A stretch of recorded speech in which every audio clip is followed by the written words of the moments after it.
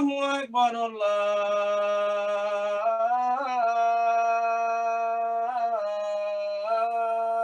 أكبر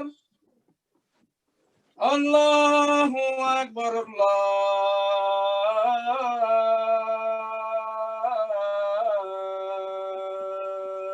أكبر أشهد أن لا إله إلا الله أشهد أن لا إله إلا الله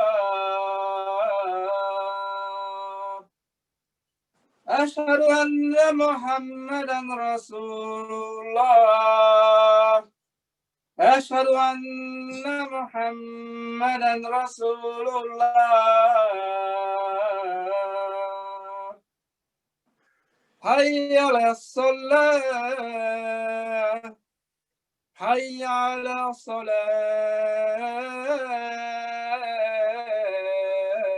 الصلاة حي على الفلاح حي على الفلاح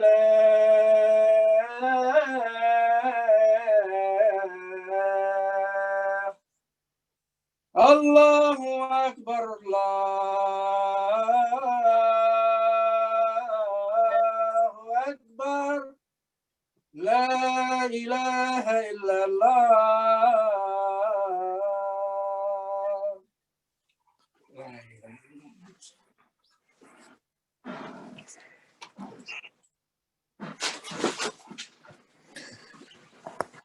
لا إله إلا الله محمد رسول الله.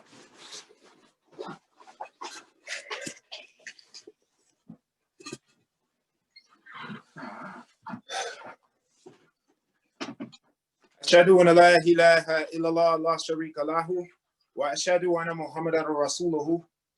That is, I bear witness that there is no God but Allah, and I further bear witness that Muhammad, peace and prayers and blessings be upon him, was the last prophet of Allah subhanahu wa ta'ala, and upon which the book, the Quran, was revealed to.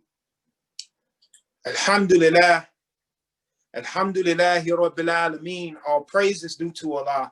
All praise is due to Allah, the Lord of all the worlds. Allahu Akbar, Allahu Akbar, Allahu Akbar. God is greater. God is greater. God is greater. He is greater than anything we can think of, anything we can see, touch, taste, anything we can conceive, anything we can possibly wrap our minds around. Allah subhanahu wa ta'ala is greater. And we always know this by the magnificent signs that he gives us continuously. He continuously gives us signs after sign after sign after sign after sign, so that we may submit, so that we may come into some form of consciousness and come into a recognition of what reality is. What reality is. We are bogged down by fictitious, altered, changed perceptions of what reality is. And Allah gives us these signs to keep us connected with the true reality, which is with him, with Allah subhanahu wa ta'ala, and with his true creations, the natural creations that Allah has made for him. One of the signs that I want to share is just that. And for the most part, I can't go outside of that, right? When I start talking about signs, I can't go outside of what is natural, what is the nature itself. To go and it is something else to go and connect, to reconnect with the natural thing in this world, to reconnect with the natural things. We spend too much time, too many hours behind something that we call man-made. So it is important, a wonderful sign that we can see, is to go outside and look at what is natural, what is untouched, right? My wife took a walk today, and it was funny. She came home and I said, how was your walk? And we've been trying to make tradition of taking walks in the mornings. Some a little more begrudgingly than others. Looking at my kids as I'm talking. But we've been making a tradition of taking walks to go outside of the house, especially during this pandemic in the morning time.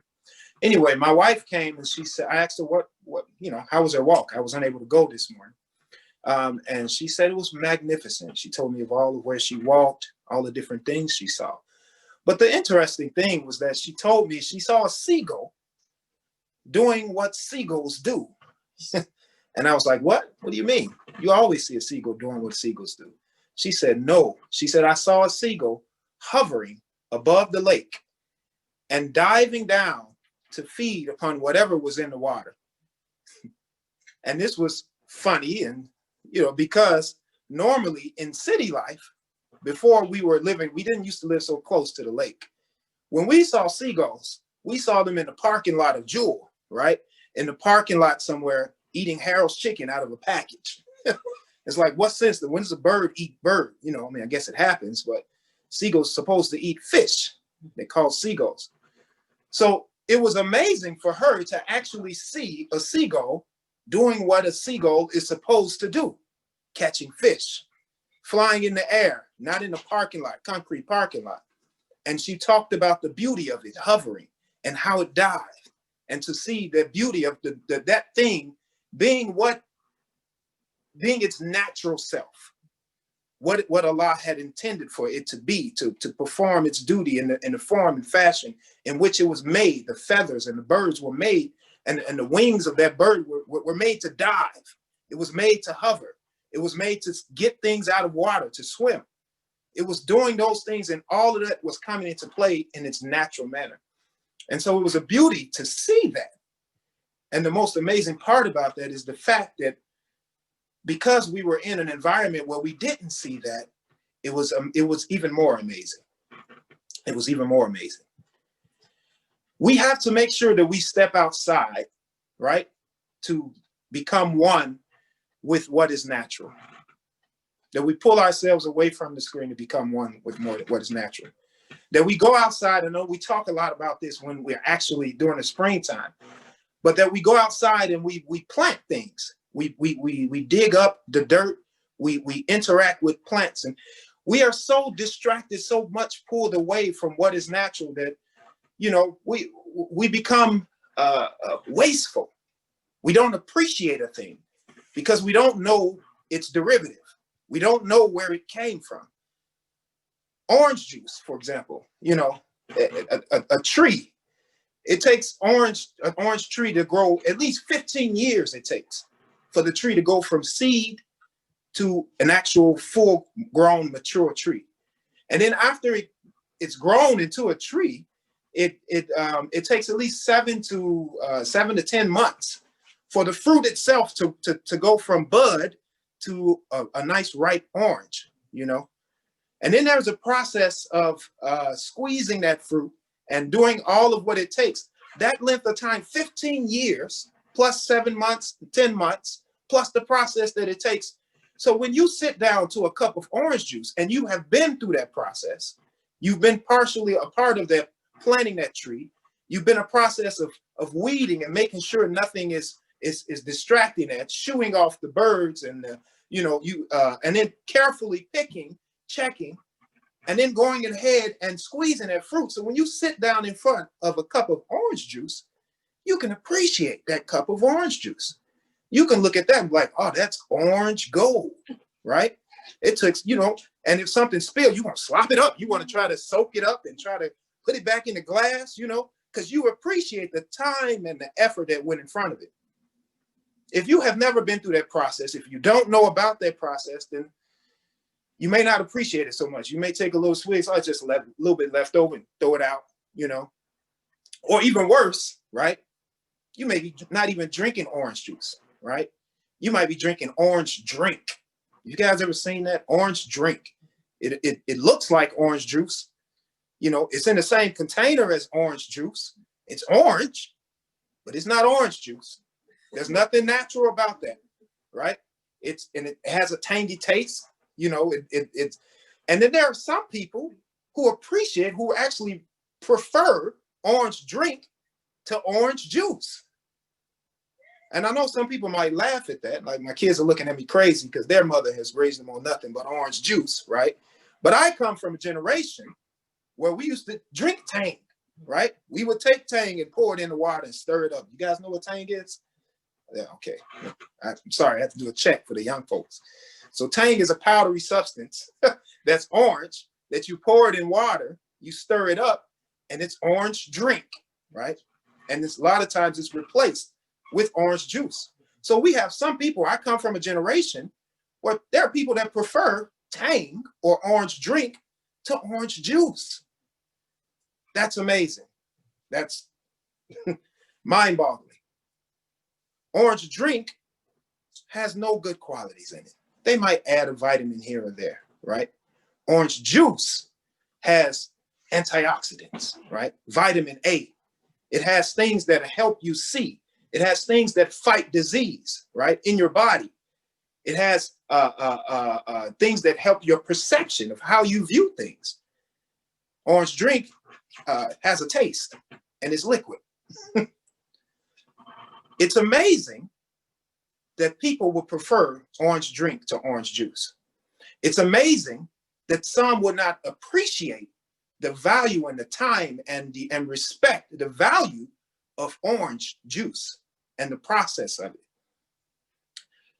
So we need to get back to engaging into what things are in their natural state, to engaging into nature, to try to become a part of the growth. I mean, we can go on and on. Leather, you know, all these things that we take for granted. I was looking up leather. It takes, I don't remember, I think it's 3 months to do the process, just leather, you know, that leather belt. And we're not talking about the, you know, the length that it took for the cow to grow, right? Or the skinning of the process. And even more valuable, human beings, right? I'm not going to get into that. We should know how valuable human beings are. So that is a sign, the value that you can actually see and appreciate the value of a thing if you are to watch it grow, if you are to watch it go through its process. Another sign is what we saw a couple of days ago when we saw, and I said but I'm going to do it. We saw the Capitol being ransacked, right, by terrorists, right? Not protesters, by terrorists. We saw our Capitol being taken, almost a coup happening right in front of our eyes by the same, which they wanted to, some people kept trying to title them protesters. But the sign in that for me was that, well, there were several signs in that, right? One of the signs is that had it been us, which we already know, everybody's been talking about this, had those people been a different complexion, that would have gone down differently, right? The other sign is, how did they get through that security? You know? But for me, the biggest issue that I have with that is not that they ransacked the Capitol, right? Not that they got through security, all of that is horrible. Not that they didn't get beaten to death like the rest of us when we actually decide to stand up and say something or protest or whatnot, or decide to fight against something in our own manner. The biggest sign, the biggest concern, one of the biggest concerns is that how did this man who promoted that action become the government leader of the free land of United States of America? How did he get in place? How did he get accepted? And how did he last for 4 years? How did 71 million people vote for a man who is openly exposing himself for who he is? That's a big concern for me. That's a big concern for me. It's not the fact that he does what he does, right? He speaks how he speaks. That the handful, and I'll say a handful right there, there's a few thousands, but compared to 71 million, right? The handful of people they went on and we know there are a lot of people out there, the handfuls. We used to, our conception of who they are, you know, we got racists, you got these Nazis, you know, whatever you want to call them, they're all out there. But we used to always envision there's not so many of them, you know. There's maybe a handful here, a handful there. 71 million people voted for this man. And they have not, still, they haven't, the 25th, they haven't done that, right? I don't want to go on a rant. Let me get myself together. So the sign in that is that if we are not cautious, 71 million, I believe Biden had 80-something million, which they saying was a landslide, right? But still, that's almost half the population of the United States. Almost half the population of the United States. He does numerous things, never get he never gets kicked out, right? People speak lies in your face blatantly, and everybody makes excuses for it. How does that happen? At what point did the turn in life in the United States come to allow that to happen? So before I get too much into that, I'm getting emotional. I'm going to read this surah, inshallah, this ayat. I really should read the ayat before, which I think I will, inshallah. This is in Tawbah, surah 9. And this surah says, it's the last, it's 128 and 129. A'udhu billahi minash shaitanir rajim, bismillahir rahmanir rahim. Now have come unto you a messenger from amongst yourselves. It grieves him that ye should perish. Ardently anxious is he over you. To the believers, he is most kind and merciful. But if they turn away, say, Allah sufficeth me, there is no God but he. Upon him do I rely, and he is the Lord of the throne of glory supreme. Sadaqallahu azim. This, to give a gist of it, this ayat was revealed during the time when Prophet Muhammad, peace and blessings be upon him, was coming. He was dealing with people in which he was giving revelation to. You know, he was teaching them the best of manners. He came from a most degenerate group of people, you know, just despised, and I mean, some of the worst mannerisms and character. And he came from that with purity. And he came out of that. We know the story. I don't want to get too much into it. But he came delivering purity, giving good options to living, the correct form, the pure form of life, the pure equation to success. He gave that to them. And he still had, on the outside, people who hated him. On the inside, people who hated him, right?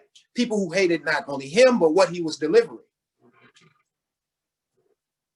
And so there was some conflict because these people were dear to him.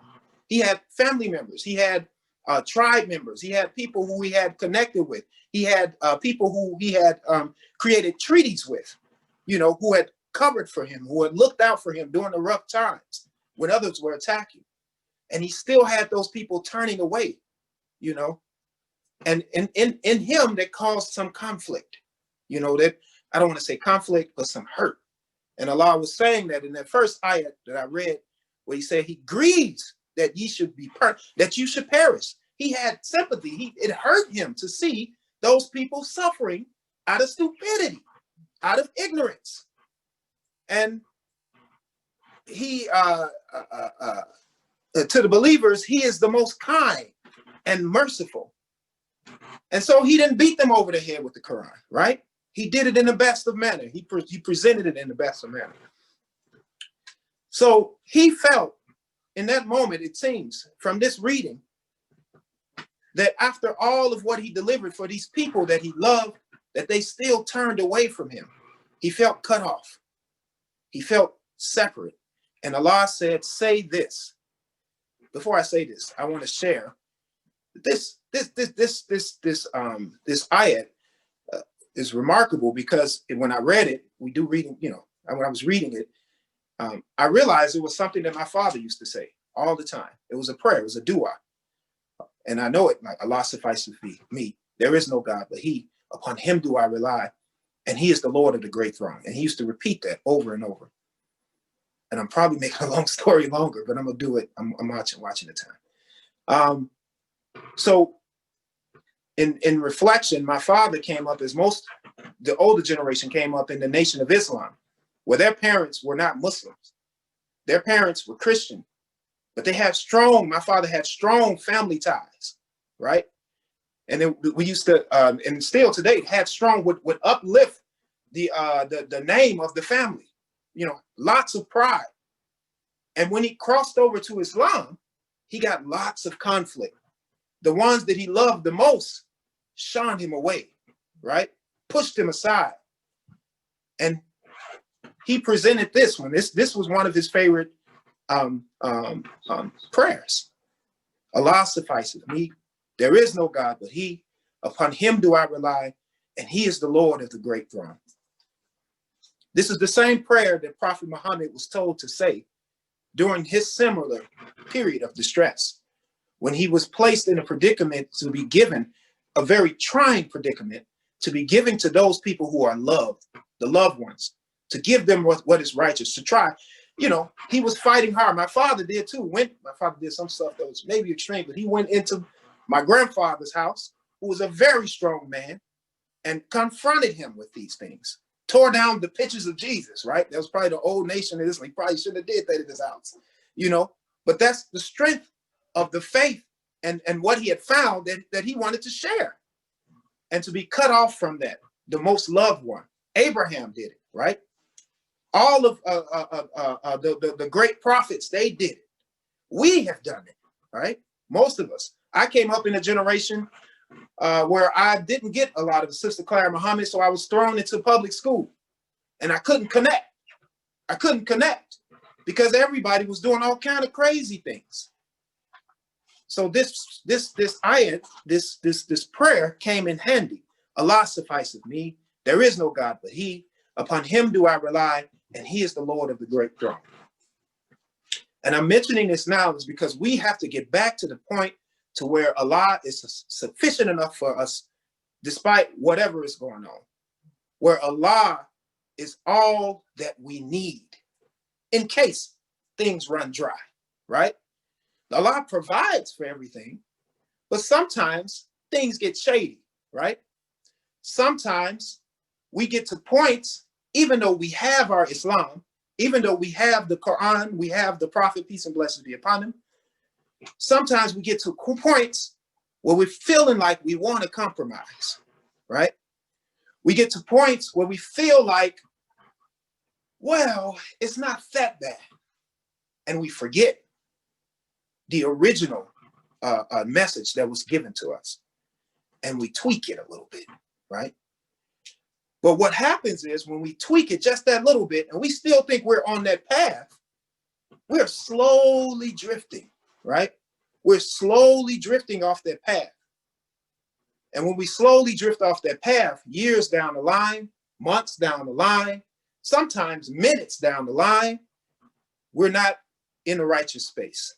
We're doing things that does not align with what Allah has for us. We're stepping outside of what our true nature is, right?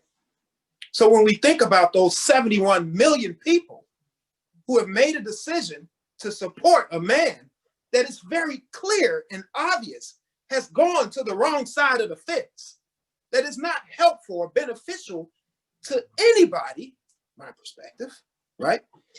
So when we see 71 million people vote for him, and we see people that we have voted for in the House, in the Senate, supporting him, we see the people that he has around him supporting him, we look away at the ridiculous atrocities that he does and he says, at the harm that he's caused.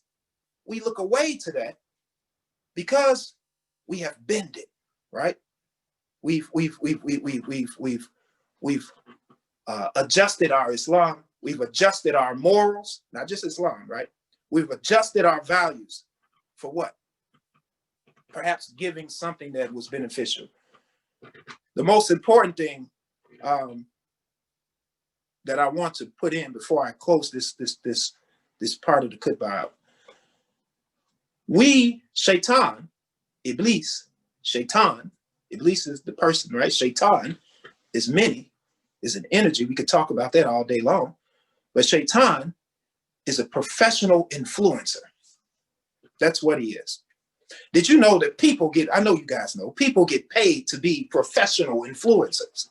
They make good money to influence people. These influencers, there are so many, I mean, they say that some of the best influencers can make 6 to 7 figures for one product. One product. Why is that? It's because the power to influence can change even the most righteous person, right? If they're not cautious. Professional influencers are on the internet. Politicians are professional influencers in so many different ways. Salesmen, yes, that's the first level. Television, institutions, right? They influence people. All of these entities that we have built, they can influence the masses. And so we have to be cautious of the influence of those entities, the influence of those people who we have put in place to lead, of our leadership. Because Shaitan attacks and assaults by influence, right? And then I'm going to wrap this up. Realize I'm running out of time. I just want to share one last thing, and we'll finish this discussion at the end. I want to share a quote from Imam Muhammad. This brother, it's so amazing, the community life that we have, even while, you know, we're not together. I don't want to say his name, but the brother, he shares texts all the time, and he just shared a article by Imam Muhammad. And I'm just going to read a piece of it that is really profound and really sort of, the whole article knocked me out off my feet. I mean, it's a blessing that we had him in our presence, and we had the opportunity to sit and hear some of that clear knowledge. It says, and he's talking about Satan. He says, what is his target in that man that God made? So what is Shaitan's target in the man that God made? It's the general potential that God put in him. God has put him in a moral, spiritual, social, political, industrial, and material potential. Put in him a moral, a spiritual, social, political, industrial, and material potential. God put into us a potential for all our needs in these worldly circumstances. But what is he aiming most specifically at? He's talking about Shaitan. He's aiming at the governmental potential of man. For God has made man to be a government within himself. And if man ever comes into the government of the individual, he will be reconciled with his Lord. He will have God on his side and his vision in his hands. Can't you see that Satan's attacks are attacks on the government of the individual? If we could have a breathing spell, if we can have a few days of free of dope, alcohol, theft problems, we can get our lives together. We would organize a government of ourselves. But Satan keeps us so busy dealing with sex outside of ourselves that we can't have time to construct our very own personal lives. He's warring upon the government of the individual because he knows that if you ever became into a government of yourself, you will be able to do battle with him. And that was a quote from Imam Muhammad. It is important, my point, it is important for us to learn to govern ourselves, and we have to bring back this desire to create institutions, to create entities, to be a part of our government so that we can halal it, you know, so that we can keep that direct connection with what is real, that direct connection with nature in which Allah has made for us to be in, so that we can become the natural man that God has for us. And if we get to that point, then like Imam Muhammad said, he says, God will be on his side. He said, first, he will be reconciled with God. That means God will forgive him, will be forgiven. That's what happened with Adam, right? Trying not to go into. But God he'll be reconciled with God, and will have God on his side and his vision in his hands. So inshallah, am I still on? Inshallah. All right, inshallah, Allah will continue to keep us focused on governing ourselves and participating in the governance of our neighborhoods, in the governance of our country, in the governance of our actions and our families, so that we may purify and may keep all of those things and entities on a moral path. ربنا آتينا في الدنيا حسنة والآخرة حسنة وقنا عذاب النار.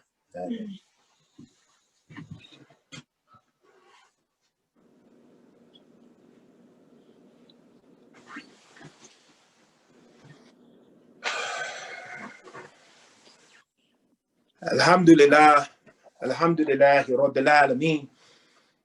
All praise is due to Allah, praise is due to Allah, the Lord of all the worlds.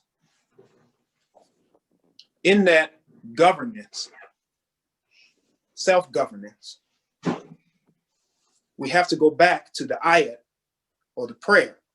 Allah suffices me, there is no God but He. Upon Him do I rely, and He is the Lord of the great throne. There comes a point, even as an individual, where you have to be cautious of what you rely on. You have to be cautious on what you are putting on that throne, right? You got to make sure that you're not putting anybody on the throne but Allah in your mind. You know, I'm not saying you're putting them in. Your thinking should know that there is one God, right? That no one else, you ain't got to worry about anybody else. So that means all of the threats, right? All of the uncomfortableness. And we can go into relationships, you know, even with your children, right? The ones you love the most, no offense. Your wife, the ones you love the most. If you find yourself solely depending on them, you're in a bad predicament, because people have flaws. People are can be persuaded. Even the best of us make mistakes. So we have to realize there are so many different relations, and they talk about it in a lot of the Christian workshops. They talk about, you know, you gotta, you know, God is your rock, not that man, right? They talk about that. It doesn't mean disregard the relationship. It means that if you want something that is better, your first direction should be, your first direction, your first point should be to Allah subhanahu wa ta'ala. If you want your relationship to be better, you first have to turn to Allah. You have to pray. You have to put your head on the floor first and ask Allah to help and aid that relationship. And then you take the next step, which is communicate with your spouse, right?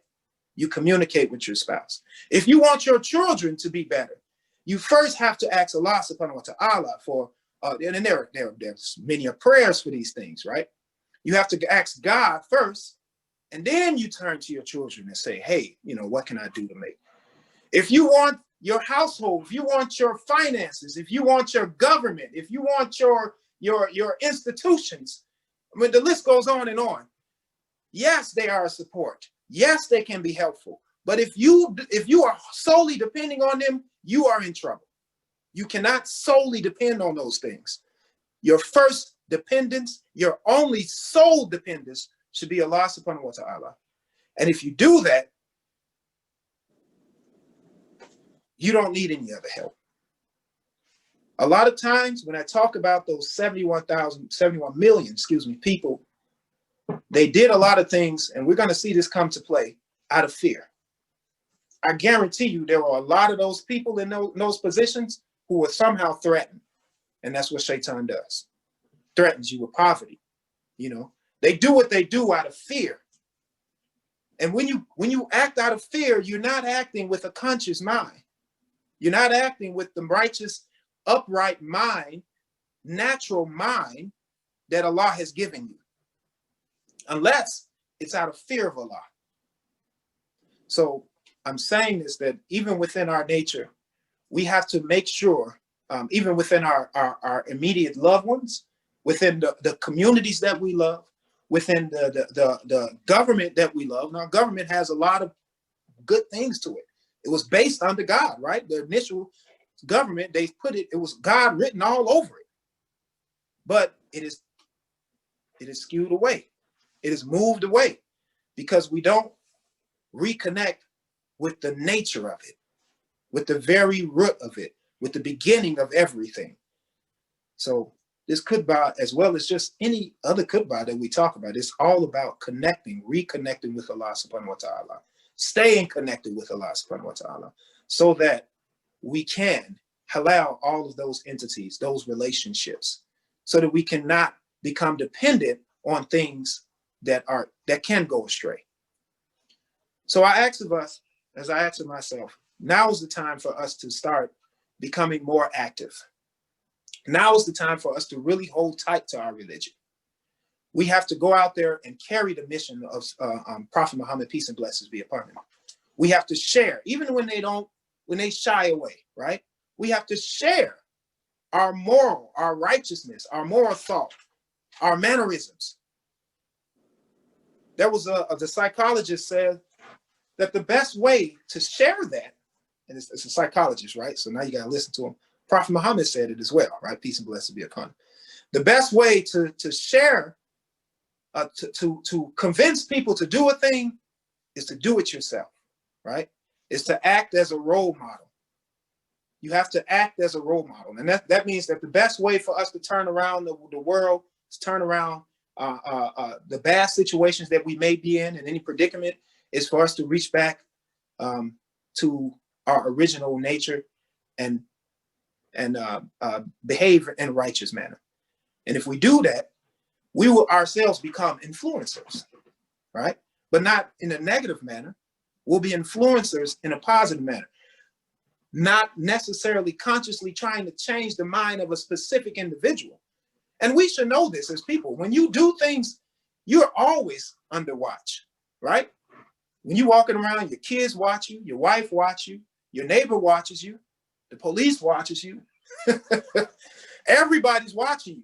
When you're in your car driving all by yourself, the guy pulling up, he's probably looking over if you're doing something you ain't supposed to be doing or whatever.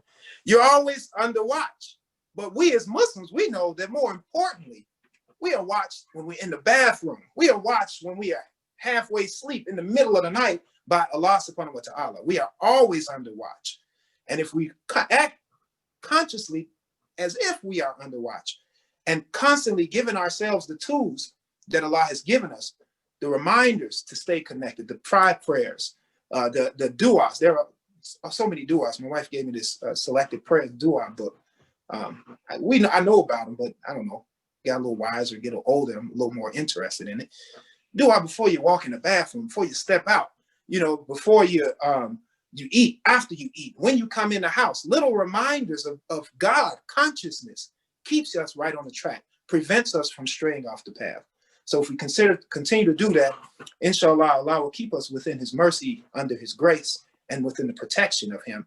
And with that, we will be able to have the governance of ourselves, of our communities, and our government, which would ultimately be aligned with the righteousness and be sufficient and valuable to all who are involved. Wal asr. Inna al-insana la fi kusr. إلا الذين آمنوا وعملوا الصالحات وتواصوا بالحق وتواصوا بالصبر. صدق الله العظيم.